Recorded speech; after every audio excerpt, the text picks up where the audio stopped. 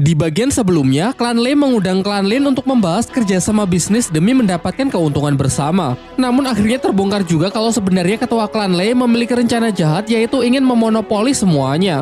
Dalam perseteruan mereka datanglah Guyin, ketua sekte Serigala Darah yang memihak kepada ketua Lei karena dijanjikan keuntungan yang lumayan besar. Sayangnya dalam usaha itu Lindong berhasil mengalahkannya.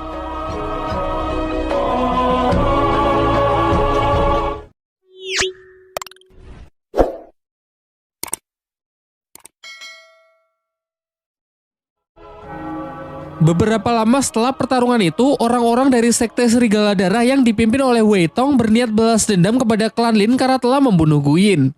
Kakek Lindong mencoba menjelaskan bahwa Guyinlah yang bersalah karena telah ikut campur dan membantu ketua klan Lei untuk menindas klannya. Ia pun kemudian menawarkan sebuah jalur damai dengan menanyakan apa yang perlu dilakukan agar Wei Tong bisa melupakan dendamnya tersebut. Wei Tong menjawab bahwa ia mau orang yang telah membunuh Guyin dan tambang permata milik klan Lin diserahkan kepadanya, serta seluruh orang dari klan Lin harus bersedia menjadi budaknya. Jelas kakek Lindong pun menolak hal itu sehingga pertarungan pun tak terelakkan. Sayangnya Wei Tong yang telah mencapai tingkat Yuan level atas dengan mudah bisa mengalahkan kakek Lindong. Sampai akhirnya Lindong datang dan menyatakan akan mengalahkan Wei Tong seorang diri, mengingat dirinya lah yang harusnya bertanggung jawab atas kematian Guyin. Tanpa basa-basi, Wei Tong pun langsung melancarkan serangannya terlebih dahulu. Dengan lincah, Lindong memanfaatkan teknik jarum biru sebagai pinjakan untuk melayang. Beberapa tembakan anak panah dilancarkan untuk berusaha menjatuhkan Lindong, termasuk menggunakan anak panah yang dilapisi aura, namun bisa ia hindari dengan sangat mudah.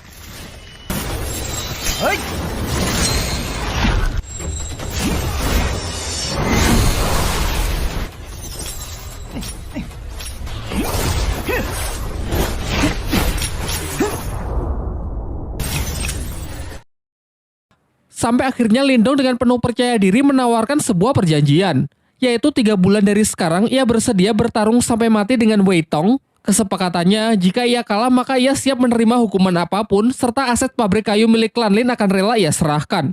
Namun jika ia yang menang, maka masalah balas dendam Guyin akan dianggap selesai.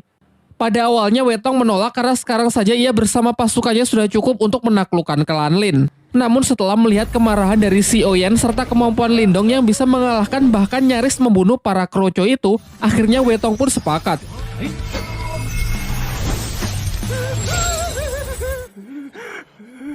Tetapi ia merasa kalau 3 bulan terlalu lama, sehingga ia ingin mempersingkatnya menjadi 2 bulan saja. Setelah kepergian dari orang-orang sekte Serigala Darah, ayah dan kakek Lindong nampak cemas dengan perjanjian tersebut yang menurut mereka terlalu beresiko karena mempertaruhkan klannya. Namun Lindong menepis kekhawatiran itu dengan mengatakan bahwa ia akan berusaha semaksimal mungkin, mengingat ialah yang memang harus bertanggung jawab dalam kasus ini. Ia lalu meminta izin untuk pergi ke ibu kota lebih awal demi lebih banyak menuntut seni ilmu bela diri di sana. Akan tetapi sebenarnya ia juga punya alasan yang ia rahasiakan, yaitu mencari cara untuk melatih batu rubah di tangannya agar bisa sepenuhnya ia kendalikan. Keesokan harinya, Lindong pun berpamitan dengan semuanya meskipun terlihat sang adik sebenarnya tak rela jika kakaknya pergi sendirian. Singkatnya, Lindong pun berangkat ke ibu kota dengan menunggangi seekor kuda. Setelah tiba di ibu kota, ia mendapatkan informasi kalau di sana akan ada pelelangan benda-benda antik yang digelar untuk para bangsawan. Lindong yang tertarik berniat menghadiri pelelangan tersebut dengan harapan bisa menemukan barang bagus yang bisa berguna nantinya. Bermodalkan dengan beberapa butir permata yang ia bawa, Lindong pun diubah penampilannya agar layak memasuki pelelangan yang dihadiri oleh para bangsawan tersebut. Setibanya di sana, Lindong kembali bertemu dengan kakek Yanda yang diundang sebagai tamu, serta ia juga melihat Yue yang datang bersama panitia pelelangan bernama Xuansu. Dalam pelelangan tersebut, Lindong tertarik dengan sebuah tanaman langka yang mampu meningkatkan kekuatan spiritual seseorang. Semuanya sempat dibuat terkejut karena Lindong yang menawarnya dengan harga yang sangat mahal. Diperlihatkan, kakek Yanda sangat terkejut karena merasakan energi dari keberadaan Lindong yang benar-benar telah meningkat pesat. Seusai acara pelelangan itu, Xuansu mengajak Lindong pergi menemui kakek Yanda di sebuah ruangan pertemuan. Sebelum berangkat, mereka sempat merasakan kehadiran mata-mata yang sedari awal sudah membuntuti Lindong. Dalam pertemuan itu, kakek Yanda kembali menawari Lindong untuk menjadi muridnya agar bisa menyempurnakan teknik segel kehidupan milik Lindong. Namun dengan sopan Lindong menolak tawaran itu dan menunjukkan bahwa ia telah menyempurnakannya. Hal ini sontak membuat semuanya sangat kagum karena Lindong dapat melakukannya dalam waktu yang relatif singkat. Kemudian barulah dijelaskan bahwa segel kehidupan adalah dasar dari ahli kekuatan mental. Segel ini dibagi menjadi 3 jenis, yakni segel kehidupan, segel duniawi, dan segel surgawi. Segel kehidupan adalah yang paling umum, sementara segel terkuat adalah segel surgawi yang konon katanya memiliki kekuatan di luar nalar manusia. Singkat cerita, Lindong bersedia menceritakan masalah klannya yang sedang bersinggungan dengan sekte Serigala Darah serta kesepakatannya untuk bertarung hidup dan mati melawan Wei Tong. Mendengar hal itu, Xuanzu memberitahukan bahwa terdapat sebuah kolam surgawi yang berisikan energi murni yin dan yang dari sumber kolam tersebut. Kabarnya jika seseorang memasuki kolam itu maka dapat meningkatkan kekuatan spiritualnya, dan kabar baiknya baru-baru ini ditemukan keberadaan kolam surgawi tersebut, namun sayangnya berada di wilayah perbatasan desa dengan klan lain dan masih menjadi sengketa. Xuanzu lalu juga menceritakan bahwa telah disepakati sebuah turnamen di mana pemenangnya berhak mengambil energi murni dari kolam tersebut. Tanpa pikir panjang, Lindong pun setuju untuk berpartisipasi dalam turnamen itu. Di lain waktu, Lindong kembali memasuki dimensi batu rubah, namun anehnya bayangan hitam yang selalu menjadi alat berlatihnya tak lagi muncul. Ia pun mencoba berkonsentrasi untuk menemukan sumber masalah. Dan tiba-tiba di sana muncul sesosok bayangan putih yang tak lain adalah si rubah putih itu sendiri. Rubah putih itu lalu memperkenalkan diri bahwa ia adalah jelmaan iblis celestial yang bernama Martha sekaligus pemilik dari dimensi ini. Ia juga menjelaskan bahwa dahulu ia sangat kuat berkat batu tersebut. Akan tetapi seiring berjalannya waktu, batu itu justru menyerap energi spiritualnya hingga menjadi sangat lemah. Akhirnya ia terpaksa hidup bersembunyi di dalam batu tersebut agar jiwanya tidak lenyap. Martha kemudian menyarankan jika Lindong tak ingin bernasib sama, Lindong harus mengisi ulang energi batu itu dengan energi murni. Seketika Lindong pun teringat dengan kolam surgawi yang kabarnya dipenuhi oleh energi murni.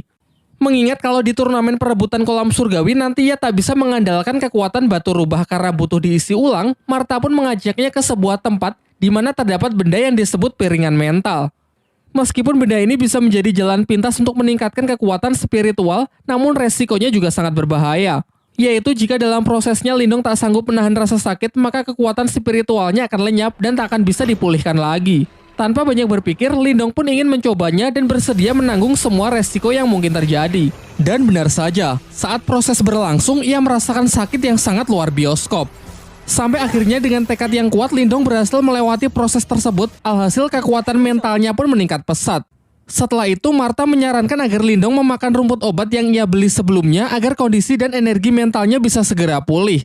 Karena setelah ini ia akan mengajarinya teknik baru yang disebut teknik Borkeong. Keesokan harinya, Lindong datang ke suatu tempat di mana semua orang di pelelangan berkumpul. Di sana datang juga Yue dan seorang pria bernama Liu Yi. Kemudian Xuanzu mempertemukan Lindong dengan pemilik rumah pelelangan yang diketahui bernama Xia Wanjin. Ia menjelaskan bahwa Yue, Liu Yi, dan Lindong akan bertanding melawan petarung lain dalam rangka memperebutkan kolam surgawi. Singkat cerita, mereka pun bersama-sama pergi ke tempat turnamen. Setibanya di sana, mereka bertemu dengan tim lawan perwakilan dari sekte Serigala Darah yang diketahui seorang pria bernama Yue San dengan kedua anaknya yang di sampingnya.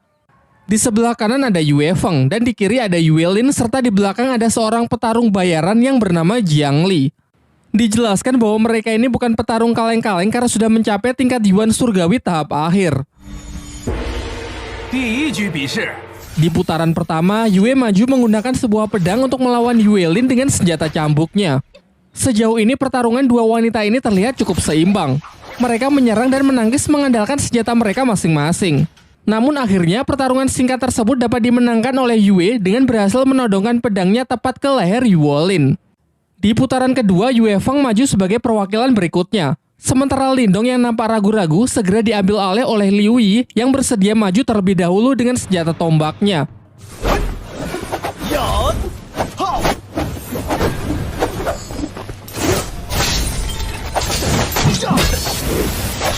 Di tengah pertarungan, Martha merasakan ada sebuah gejolak energi dari dalam kolam surgawi. Karena merasa penasaran, ia menyelinap dengan menggunakan proyeksi astralnya kemudian masuk ke dalam kolam itu untuk memeriksa anomali energi tersebut. Namun karena ia hanya menggunakan wujud astralnya, ia tak sanggup menyelam terlalu dalam. Kembali ke arena pertarungan. Diperlihatkan kalau perwakilan tim lawan dapat memenangkan pertarungan di putaran kali ini. Pertarungan selanjutnya adalah babak penentu, di mana Lindong akan menjadi harapan terakhir untuk bisa mendapatkan hak dari kolam surgawi. Dengan nada yang sedikit menggoda, Xuanzu menyemangatinya agar bisa memenangkan pertarungan penentu tersebut. Sementara di pihak lawan, Jiangli si tentara bayaran maju untuk menghadapi Lindong. Di awal, Jiangli mengatakan bahwa ini akan menjadi pertarungan sampai mati. Jadi jika ingin menyerah, inilah saatnya. Namun Lindong sama sekali tak gentar dengan gertakan itu dan segera bersiap memasang kuda-kudanya. Serangan pertama dapat ia tangkis dengan mudah. Dilanjutkan dengan beberapa gerak serangan juga ia lancarkan untuk mencoba mencari titik lemah dari pertahanan lawannya. So far, nampak keduanya masih seimbang sampai mengadu kekuatan aura mereka. Cukup khawatir melihat kekuatan Jiangli yang telah mencapai tingkat Yuan Surgawi. Namun tak kalah mengejutkan kalau menyaksikan energi mental tingkat tinggi Lindong yang seketika mampu menghentikan pergerakan lawannya. Dilanjutkan dengan serbuan jarum aura yang semakin merepotkan Jiangli.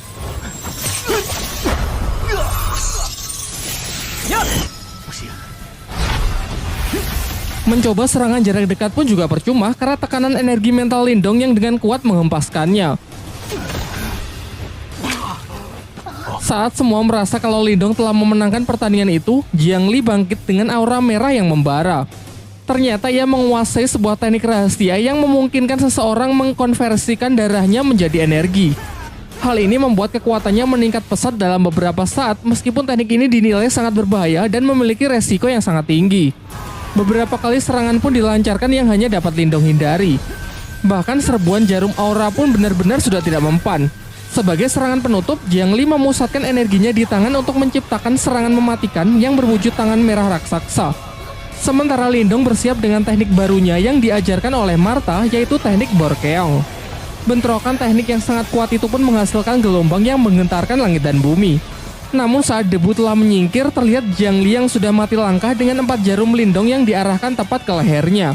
Sehingga dengan ini Lindonglah yang keluar sebagai pemenang dan memiliki hak atas kolam surgawi. Lanjut ke bagian 4.